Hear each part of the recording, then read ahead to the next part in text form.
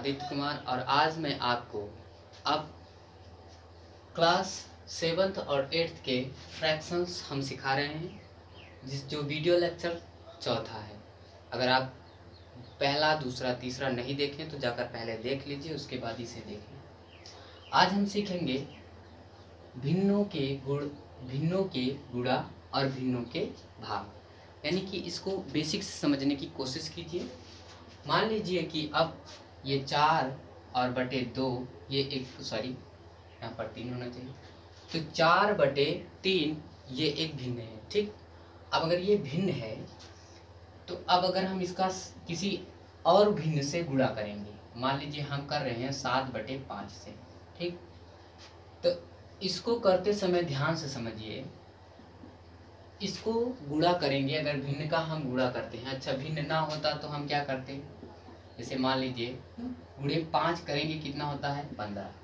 तो इसका क्या मतलब, यानी कि 3 के नीचे 1 है और 5 के नीचे भी 1 है। अब जब हम 1 का गुणा 1 में करते हैं तो 1 ही आता है, और याद रहे कि हर में जब भी कभी 1 आए तो इसे 1 को लिखा नहीं जाता, यानी कि केवल अंश वाला ही रहेगा। ठीक है, उसी प्रकार यानी कि इस 4 इसको अगर इस भिन्न से इस भिन्न में गुणा करेंगे तो 4 से पहले कर दीजिए 7 में, फिर 3 से कर दीजिए 5 में, वही होगा भिन्नों का यानी कि गुणा। उसके बाद यहाँ पर देखिए 4 का गुणा जैसे करेंगे आप, कितना होगा 4 से 28। उसके बाद 3 से करेंगे 5 में, 3 बचे 15, यानी कि ये हो गया हमारा भिन्न का गुणा। ठीक है, अगला देखिए, देखा 2/3 गुणे 5/7 ये भिन्न के गुणा है। इसको करते समय यहाँ पर देखिए, सामने सामने 2 के सामने 5 है, इसका 2 का 5 में कर दीजिए गुणा, कितना होगा 10, अंश में हो गया। अब हर में करिए, 3 से 7 में, 3 सते 21, ये हो गया, सवाल लग गया। ठीक है, भिन्न का गुणा ऐसे ही किया जाता है। आशा करता हूँ ये समझ में आ गया हो। तो मिलते हैं अब हम अगले भाग, यानी कि जब हम अब हम अगला वाला करेंगे। यहाँ पर देखिए भिन्न के भाग, मान लीजिए कि 4/3, ठीक है, ये भाग का चिन्ह है। और उसके बाद यहाँ पर हम 12/16 ले लीजिए। ठीक है, 12/16। इसको करते समय ध्यान से समझिए। अब सबसे पहला काम आपका ये होगा, इस भाग के चिन्ह को गुणा में कन्वर्ट कर दीजिए, यानी कि बदल दीजिए। ठीक, गुणा में बदल दीजिए। कैसे बदलेंगे, इसे जैसे को तैसे उतार लीजिए। 4/3 भाग को गुणा में कर दीजिए, यानी गुणा का चिन्ह बना दीजिए।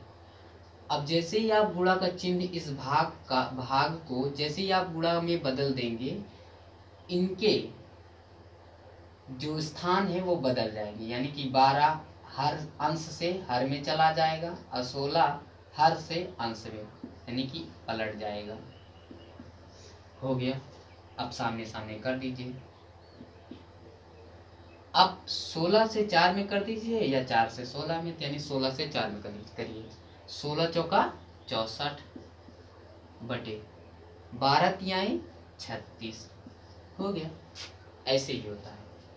ठीक, ये था पहला। मान लीजिए दूसरा देखिए, हमने कहा कि 9/मान लीजिए 5 है और भागे 25/27 है। ठीक, ये भाग है, भिन्नों का भाग है। इसको करते समय क्या करेंगे, सबसे पहला काम आपका ये होगा कि भाग को हम गुणा में बदल दें, और इसको जैसे ही तैसे उतार लीजिए, यानी कि 9/5 भाग को गुणा में बदलिए, ये बदल जाएंगे, यानी कि ऊपर नीचे हो जाएंगे, अपना स्थान बदल देंगे। ठीक है, उसके बाद ये सामने सामने गुणा कर लेंगे, यानी कि 9 से 27 में, 9 से पहले 7 में करिए, 9 7 63, 63 का 3 हासिल, कितना बचा 6।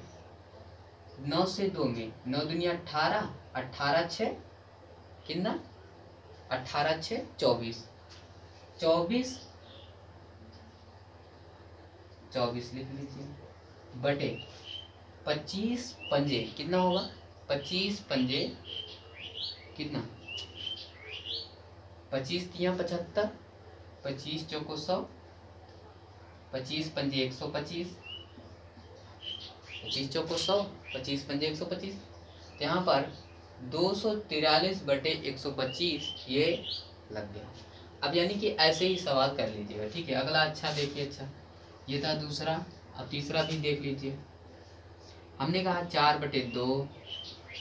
3 भागे मान लीजिए 6 बटे 8 है, ठीक। इसको करते समय पहले देखिए 4/3 लिख लीजिए, ठीक। अब इसको पलट दीजिए गुणा में, यानी इस भाग को गुणा में बदलिए और ये बदल जाएगा, यानी कि 8/6 हो गया। अब सीधे गुणा कर लीजिए, इससे इसमें गुणा करिए 4 से 8 में, तो 4 38 बटे 6 18, यही होगा आंसर। इसी तरीके से करते हैं। यानी कि अगर आपको ये समझ में आया हो तो बहुत बहुत धन्यवाद। अगर नहीं आ रहा है तो आप पूछिए। देखने के लिए धन्यवाद।